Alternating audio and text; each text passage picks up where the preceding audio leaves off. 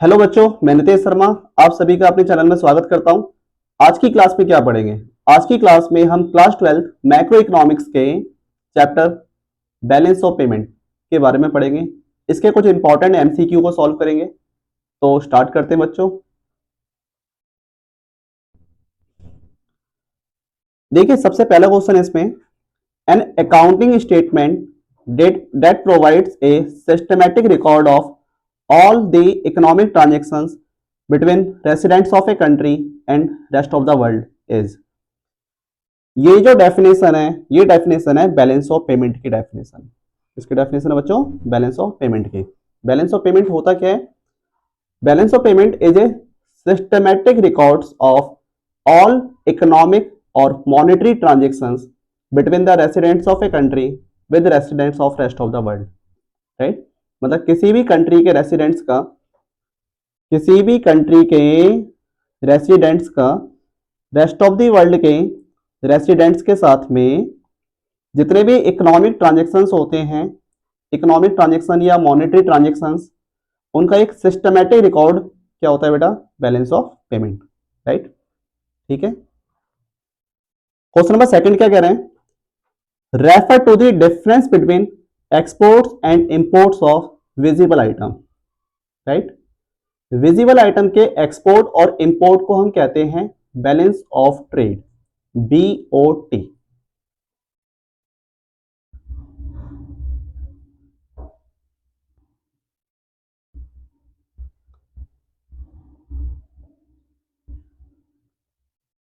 बेटा balance of trade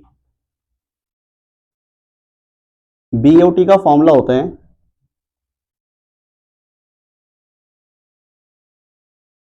exports of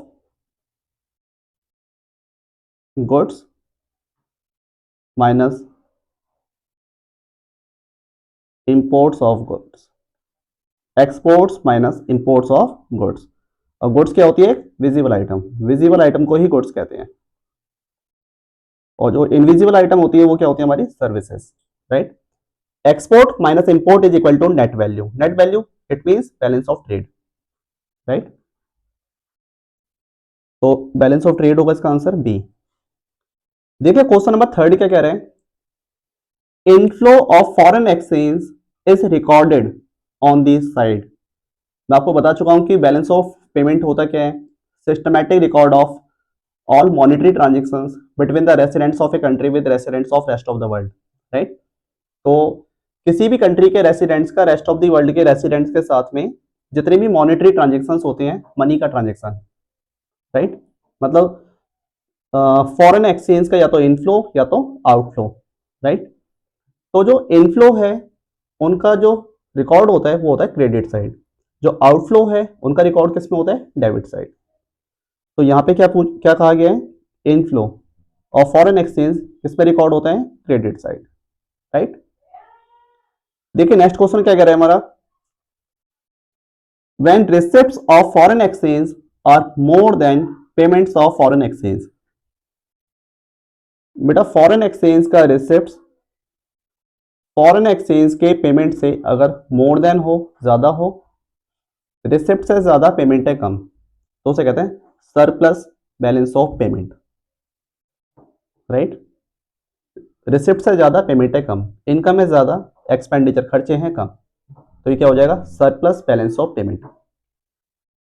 देखिए question number fifth क्या कह रहे हैं? Refer to the difference between exports and imports of visible item. बेटा ये क्वेश्चन रिपीट है, हमने पीछे भी पढ़ा था। तो विजिबल आइटम मतलब गुड्स, और गुड्स का एक्सपोर्ट और इंपोर्ट का जो डिफरेंस होता है इसे हम बोलते हैं balance of trade, BOT। Right, question number 6 क्या बोल रहे हैं? Autonomous transactions take place on. ये समझिए कि ऑटोनॉमस ट्रांजेक्शंस में क्या क्या चीज इंक्लूड होती है। Autonomous transactions include those economic transactions which are of some economic और प्रॉफिट मोटिव, जो प्रॉफिट मोटिव को लेके किए जाते हैं। और प्रॉफिट मोटिव की चीजें क्या क्या होती हैं? Exports and imports of goods. Profit motive की जो चीजें होती हैं, एक तो हो सकता है exports and imports of goods. Right, autonomous transaction किस पर्पज से है? प्रॉफिट और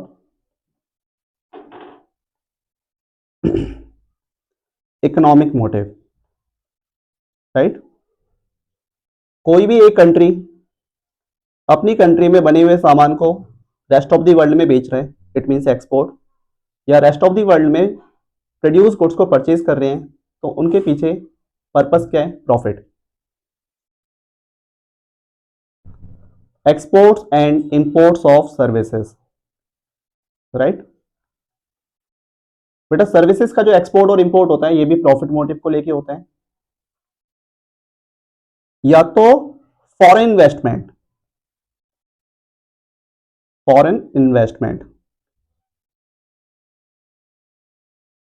राइट, चाहे वो एफडीआई की फॉर्म में हो, फॉरेन डायरेक्ट इन्वेस्टमेंट, चाहे वो एफआईआई की फॉर्म में हो, फॉरेन इंस्टीट्यूशनल इन्वेस्टमेंट, जिसे हम पोर्टफोलियो इन्वेस्टमेंट भी कहते हैं। किसी भी तरह का इन्वेस्टमेंट है, बाहर के इन्वेस्टर अगर हमारी कंट्री में इन्वेस्टमेंट कर रहे हैं तो उनके पीछे भी उनका उद्देश्य प्रॉफिट है, और हमारे इन्वेस्टर अगर रेस्ट ऑफ द वर्ल्ड में इन्वेस्टमेंट करते हैं तो इनके पीछे भी इनका पर्पस क्या बेटा? प्रॉफिट है। तो ये सारे प्रॉफिट मोटिव वाली चीज है।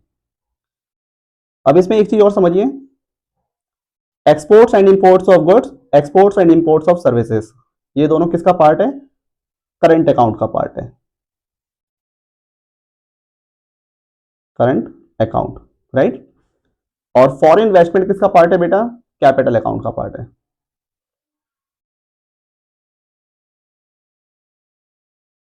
राइट। तो इसमें करंट अकाउंट भी है और कैपिटल अकाउंट भी है।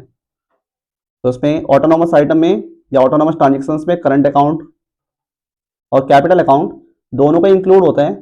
तो ए एंड बी बोथ मतलब सी, राइट। क्वेश्चन नंबर 7 क्या कह रहे हैं? Transactions are undertaken to cover the deficit और सरप्लस इन ऑटोनॉमस ट्रांजेक्शन। बेटा ऑटोनॉमस ट्रांजेक्शन के कारण, ऑटोनॉमस ट्रांजेक्शन, राइट, जो प्रॉफिट मोटिव वाली चीजें हैं, और प्रॉफिट मोटिव वाली जो चीजें हैं उनके कारण बैलेंस ऑफ पेमेंट में डिसइक्विलिब्रियम हो सकता है, सरप्लस भी हो सकता है और डेफिसिट भी हो सकता है, राइट। सरप्लस भी हो सकता है और डेफिसिट भी हो सकता है, और इन सरप्लस और डेफिसिट को बैलेंस करने के लिए, मेंटेन करने के लिए जिन ट्रांजेक्शन्स का यूज होता है इसे हम कहते हैं accommodating items of BOP, accommodating items of BOP. तो इसका आंसर क्या आ जाएगा बेटा? सी, राइट। देखिए नेक्स्ट क्वेश्चन क्या है? Which of the following is not included in capital account of balance of payment. इनमें से क्या चीजें बैलेंस ऑफ पेमेंट के कैपिटल अकाउंट में इंक्लूड नहीं होती है? कैपिटल अकाउंट में क्या क्या इंक्लूड होते हैं? फॉरेन इन्वेस्टमेंट, चाहे वो एफडीआई की फॉर्म में हो चाहे वो एफआईआई की फॉर्म में हो। कैपिटल अकाउंट में फॉरेन इन्वेस्टमेंट चाहे वो एफडीआई की फॉर्म में हो, फॉरेन डायरेक्ट इन्वेस्टमेंट, राइट, चाहे वो एफआईआई की फॉर्म में हो, फॉरेन इंस्टीट्यूशनल इन्वेस्टमेंट, राइट। या तो बोरोइंग्स, कॉमर्शियल बोरोइंग या borrowings as external assistance, right, या change in the reserve of foreign exchange by RBI, right, जिसे ओआरटी बोलते हैं, ऑफिशियल रिजर्व ट्रांजेक्शन। तो इसका आंसर क्या आ जाएगा हमारा? D, all of this. अच्छा नॉट है तो सारी चीजें होती हैं तो नॉन ऑफ दी अबव हो जाएगा। क्वेश्चन नंबर 9 क्या कह रहे हैं? Export of machinery is record on. पहली बात तो ये समझिए, एक्सपोर्ट का मतलब अपनी कंट्री में प्रोड्यूस गुड्स को रेस्ट ऑफ द वर्ल्ड में बेचना, सेल करना। तो पैसे आएंगे रिसीविंग की साइड होती है क्रेडिट साइड, ये क्रेडिट का पार्ट हो जाएगा बेटा। और मशीन क्या है? एक गुड्स है, और गुड्स का मतलब करंट अकाउंट,